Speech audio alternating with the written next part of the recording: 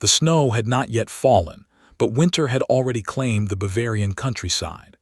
The land around Hinterkaifeck lay silent beneath a gray March sky, the fields stripped bare after harvest, the trees skeletal and unmoving. There was no road leading properly to the farm, only a narrow track cut through woods and fields, a path few traveled unless they had reason to. The Gruber family had lived there for years, isolated by choice or circumstance, and the farm had developed a reputation among nearby villagers as a place touched by unease. People spoke of it quietly, if at all. Something about Hinterkaifeck felt wrong long before the murders ever happened.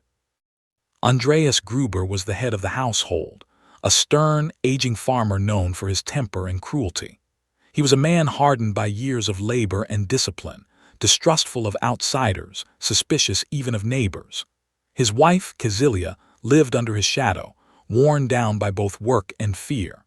Their daughter Victoria had returned home years earlier after the death of her husband in the First World War, bringing with her the weight of grief and scandal. She had borne 2 children, 7-year-old Cecilia and toddler Joseph, the latter rumored to be the product of an incestuous relationship between Victoria and her own father. The whispers never stopped. The farm became a symbol of something rotten, a place where darkness festered behind closed doors. In the months leading up to the murders, strange events began to plague Hinterkaifeck. Andreas discovered unfamiliar footprints in the snow leading from the forest toward the house, but none leading back. He searched the grounds and found nothing, yet the unease stayed with him. Soon after, he noticed items inside the house were being moved, tools missing and then reappearing in odd places. Keys vanished.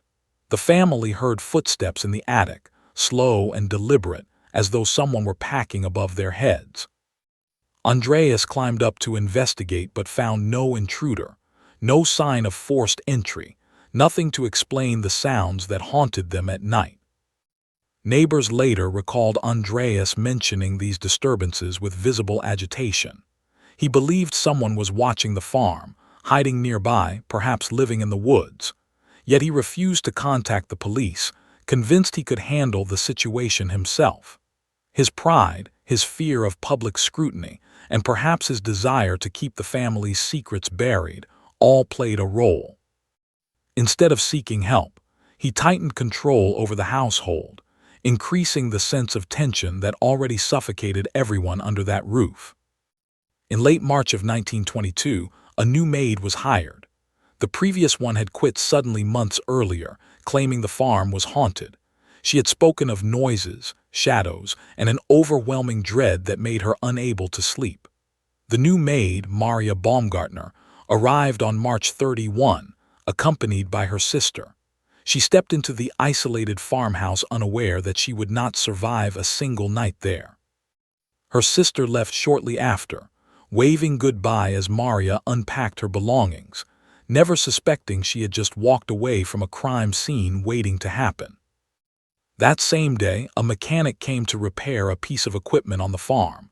He later told investigators that Andreas seemed nervous, distracted, glancing repeatedly toward the barn. The mechanic felt uneasy but said nothing. That evening, the Gruber family and the new maid settled into their routine. Animals were fed. Supper was prepared. Night fell quickly, swallowing the farm in darkness. What happened next would only be reconstructed through fragments, bloodstains, and the unnatural stillness that followed. Sometime after nightfall, one or more members of the household were lured into the barn. The reason remains unknown. Perhaps an animal disturbance, perhaps a familiar voice calling for help. One by one, Andreas, Cecilia, Victoria, and young Cecilia entered the barn and were murdered with a mattock, a farming tool with a heavy blade. Each blow was delivered with brutal precision, crushing skulls, shattering bones, ending lives in silence. The victims were stacked together, as if placed deliberately, their bodies hidden beneath hay. The killer did not flee. Instead, he returned to the house. Inside, Maria Baumgartner was attacked in her room, struck down where she slept. 2-year-old Joseph was murdered in his crib, his small body bearing signs of blunt force trauma. The brutality was total. No one was spared. And yet the most chilling part of the crime had only just begun. For the next several days, life at Hinterkaifeck appeared to continue. Smoke rose from the chimney. Animals were fed and milked. Bread was baked. Neighbors passing by noticed nothing out of the ordinary. A postal worker attempted to deliver mail but found it piling up. When he approached the house, no one answered, but the dog barked and the livestock seemed cared for. A coffee salesman visited and walked through the farmyard, even entering the engine room, yet he never went inside the house. He later recalled an overwhelming sense of dread, but could not explain why. Children walking home from school noticed that little Kazilia had not been attending classes. The teacher grew concerned. Days passed. Still, no one from Hinterkaifeck was seen. On April 4, neighbors finally decided something was wrong. A small group approached the farm cautiously. As they entered the barn, they discovered the bodies hidden under hay. The sight was beyond comprehension. Hardened farmers retched at the scene. The smell of blood and decay hung in the cold air. Panic spread as they rushed to alert authorities. Police arrived from Munich, but the crime scene was already compromised. Villagers had touched the bodies, moved them, even covered them more respectfully. Evidence was destroyed unknowingly. Investigators searched the house and found signs of life after the murders. Meals had been cooked. Dirty dishes sat in the kitchen. Someone had slept in the beds. Footprints led between the house and barn. The killer had not only remained on the property, but had lived there calmly and deliberately among the dead. Autopsies revealed horrifying details. Victoria showed signs of strangulation before the fatal blow, suggesting a personal, intimate attack. Little Kazilia had survived long enough to tear out her own hair in terror before succumbing to her injuries. The brutality inflicted spoke of rage, familiarity, and a complete lack of mercy. Yet nothing had been stolen. Money remained untouched. There was no sign of robbery. The motive was a mystery, as was the identity of the killer. Suspects emerged quickly. A neighbor with a grudge. A former farmhand dismissed years earlier. Victoria's dead husband was even rumored to have survived the war and returned secretly. Each theory collapsed under scrutiny. No arrest was ever made. The investigation dragged on for years, reopening again and again, only to fade back into silence. Hinterkaifeck was eventually demolished. The land was cleared, the house erased, as if to bury the horror beneath soil and time.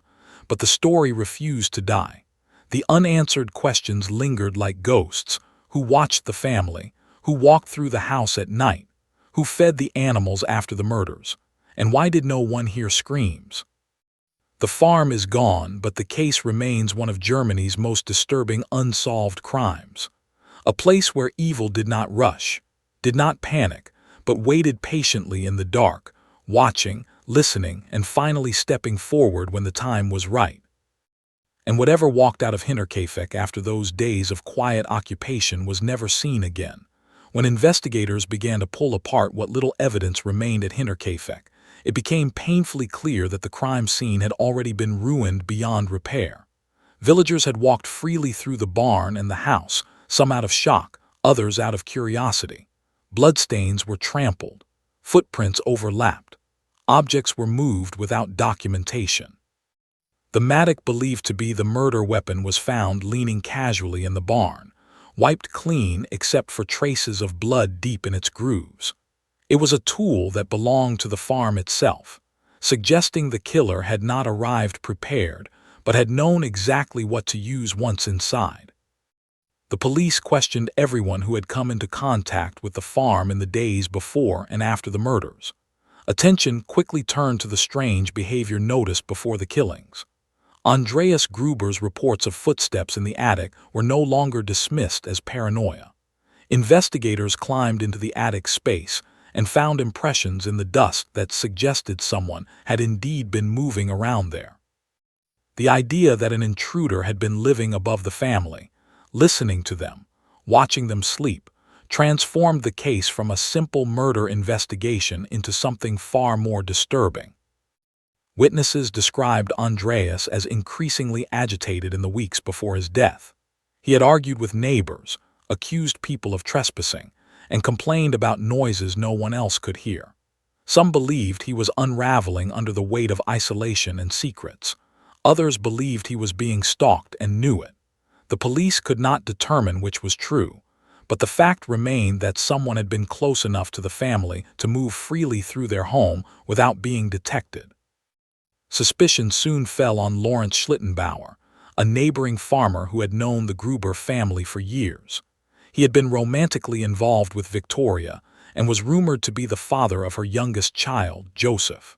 Schlittenbauer had a motive rooted in jealousy, inheritance disputes, and resentment. He was among the first to enter the barn when the bodies were discovered, a fact that immediately raised red flags. Witnesses recalled him appearing unusually calm, even knowledgeable about the condition of the bodies. During questioning, Schlittenbauer made statements that seemed to incriminate him. He admitted to moving the bodies to check for signs of life and claimed to have known Joseph was dead before anyone else had seen the child. He also demonstrated how the barn door could be opened, as though already familiar with its mechanism. Despite this, no physical evidence conclusively tied him to the murders. His alibis were weak but not provably false. Each accusation dissolved into uncertainty. Other suspects emerged. A former maid's claim that the house was haunted resurfaced, now viewed through a darker lens. Had she sensed the presence of someone hiding nearby?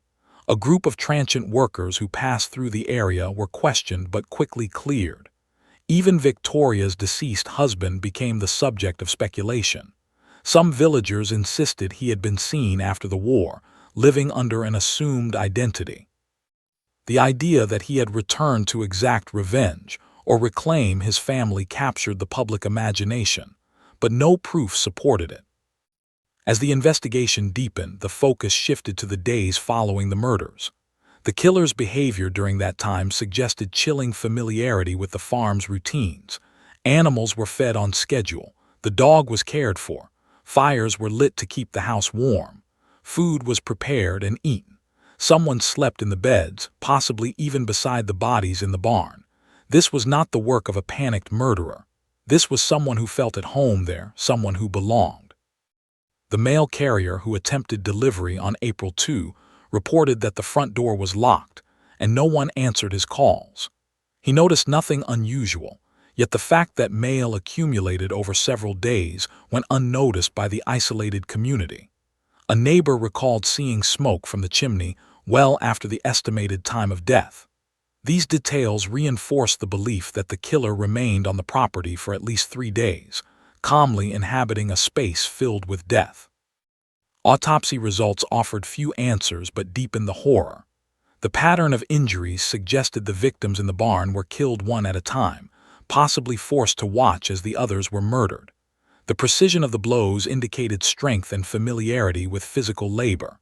This was not a frenzied attack. It was controlled, methodical, and personal. Investigators debated whether there was one killer or multiple, but the consistency of the wounds pointed to a single hand.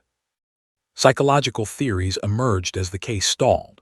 Some believed the killer was someone who knew the family intimately and harbored deep resentment, possibly fueled by long-standing conflicts or moral outrage over the rumors of incest. Others believed the crime was the result of a delusional individual who had developed a fixation on the farm and its inhabitants. The idea that someone could observe a family for weeks, living in their attic, waiting for the right moment, was almost impossible to accept. Public interest in the case exploded. Newspapers sensationalized the details, turning Hinterkaifeck into a symbol of rural terror. Stories exaggerated the haunting elements, blending fact with folklore. The farm became infamous, a place whispered about with fear. Yet despite the attention, the investigation went nowhere. Leads dried up. Witnesses contradicted each other. Evidence was lost to time and mishandling. Years passed, and the case was officially closed without resolution, only to be reopened again when new theories emerged. Each reopening brought hope that modern techniques or fresh eyes might uncover the truth, but each ended the same way, in silence. Files grew thicker, yet answers remained elusive. The land itself seemed cursed. No family stayed long after the murders. The house was eventually torn down, the ruins cleared, as if erasing the physical structure could erase the memory of what had happened there. But the story endured, passed down through generations as a cautionary tale about isolation, secrecy, and the darkness that can grow unseen. Investigators who revisited the case decades later were struck by one overwhelming conclusion. The killer was never a stranger. He knew the rhythms of the farm, the habits of the family, the layout of every room. He moved through Hinterkaifeck not as an intruder but as someone who belonged there, at least in his own mind. And that realization made the unanswered questions even more terrifying. If the killer was someone the family trusted, someone they allowed close, then the true horror of Hinterkaifeck was not the violence itself, but the betrayal that made it possible. The files were eventually sealed, the witnesses long dead, the truth buried beneath layers of speculation and time. But the silence left behind was not empty. It was heavy, oppressive, filled with the echo of footsteps that were heard but never explained. Footsteps that crossed from the forest to the house and never returned. Whatever happened at Hinterkaifeck was not a moment of madness. It was something that unfolded slowly, deliberately, and without interruption. A crime that waited patiently for its opportunity and then lingered long after the last breath was taken. And even now, more than a century later, the question remains unanswered. Who stayed behind in that house with the dead? And why did they feel no fear at all? Time did not bring clarity to Hinterkaifeck. It only softened the edges of horror enough for speculation to grow unchecked. As decades passed, the murders transformed from an active investigation into a legend rooted in fear, folklore, and unresolved guilt. Files yellowed, photographs faded, and witnesses died, taking with them fragments of truth that could never be recovered. Yet the case refused to disappear. It lingered in police archives and public memory, resurfacing whenever a new generation tried to understand how such a crime could occur without consequence. Later investigators, revisiting the evidence long after the original crime scene had vanished, were forced to rely on transcripts, sketches, and second-hand testimony. They noted patterns overlooked by earlier authorities, but without physical evidence, conclusions remained theoretical. One recurring observation was the killer's extraordinary composure. Whoever committed the murders demonstrated patience before, during, and after the act. This was not a crime fueled by sudden rage alone. It required planning, restraint, and an absence of panic that suggested familiarity with violence or emotional detachment. Psychological profiles developed years later described a perpetrator who felt ownership over the space. The farm was not merely a location but a territory. The killer behaved as if Hinterkaifeck belonged to him, even after its inhabitants were dead. Feeding animals, maintaining fires, and remaining hidden in plain sight all indicated a desire to preserve normalcy, as though the murders were an interruption rather than an end. This mindset pointed towards someone who resented the family but depended on the farm, either emotionally or practically. Speculation surrounding Lawrence Schlittenbauer never fully faded. His proximity, conflicting statements, and behavior at the crime scene continued to raise suspicion. Critics argued that he had the strongest motive and the opportunity, as well as knowledge of the farm. Supporters countered that suspicion alone was insufficient, and that his actions, though unusual, could be explained by shock or a misguided attempt to help. Without forensic proof, his guilt could neither be confirmed nor dismissed entirely, leaving him suspended in historical ambiguity. Other theories explored the possibility of an unknown transient who became obsessed with the family. The idea of a vagrant hiding in the attic captured the public imagination, feeding the most terrifying aspect of the case. That someone could live unnoticed above a family, listening to their lives unfold, waiting patiently, challenged the belief that danger always announces itself. This theory suggested a killer who did not need personal motive, only access and opportunity. The incest rumors surrounding the Gruber household also influenced interpretations of the crime. Some believed the murders were an act of moral judgment, committed by someone who believed the family's secrets justified extermination. This theory reflected the social climate of the time, where scandal could provoke extreme responses, yet it failed to explain the prolonged occupation of the house after the killings. Judgment alone did not require caretaking. As forensic science advanced, hopes briefly rose that the case could be solved retroactively.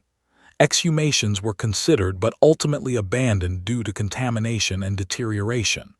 The murder weapon, long lost, could not be tested. DNA analysis was impossible.